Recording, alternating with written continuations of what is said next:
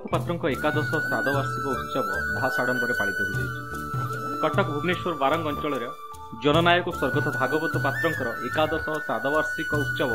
महासाड़ंबर सहकारे भागवत पात्र स्मृति कमिटी आनुकूल्य बारंगर माँ कनक दुर्गा मंदिर प्रांगण में पालित हो 10:45 अतिथि माने सीताराम बजार रे प्रतिमूर्ति माल्यार्पण करथिबा बेले परे माँ कनक दुर्गा मंदिर प्रांगण में एकादश वार्षिक श्राद्ध सभा अनुष्ठित होइथिला। भागवत पात्र हेउचंती मृत्युमंत न्यायर भंडार। एही तांको पाखरु बिना न्याय फेरु नथिले। से धनी हेउ कि गरीब आईन एवं न्याय आगरे समस्ते समान बोली से कहवा सहित न्याय प्रदान करिबारे जणे करितकर्मा व्यक्तित्व थिले। तांको प्रचेष्टारे बारंग तथा एहार आखपाख अंचल में बहुत उन्नतिमूलक कार्य होइतिबा उपस्थित अतिथि माने प्रकाश करथिले। तांकर गुणगान करथिले। मुख्य अतिथि भावे राज्य आईन परिषद ओडिशार वरिष्ठ आईनजीवी डॉक्टर टहली चरण महांती जोग देथिबा बेले मुख्य वक्ता भावे सुरेश राउतराय एवं सम्मानीय अतिथि भावे वरिष्ठ सांबादिक राजाराम सतपति, बांकी बीजेपी नेता शुभ्रांशु मोहन पाढ़ी,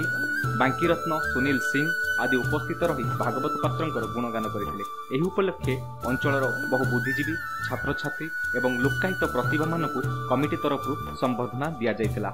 एकादश श्राद्धवार्षिकी उपलक्षे अंचलर बहु भागवत पात्र प्रेमी जोग दैथिबा बेले स्वर्गत पात्रंकर पुत्र माने मध्य उपस्थित थिले।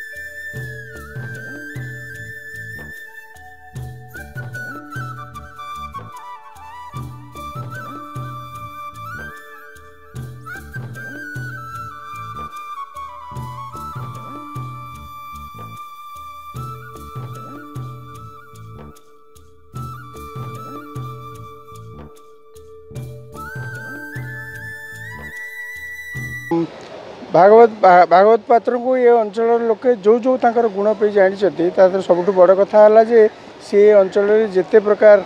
न्यायिक कार्यानुष्ठान होता सब न्याय व्यवस्था जहाँ होता से सब लोक मान उचित न्याय प्रदान कर से जो दक्षता थिला जे ठीक न्याय ठीक लोगों को दबा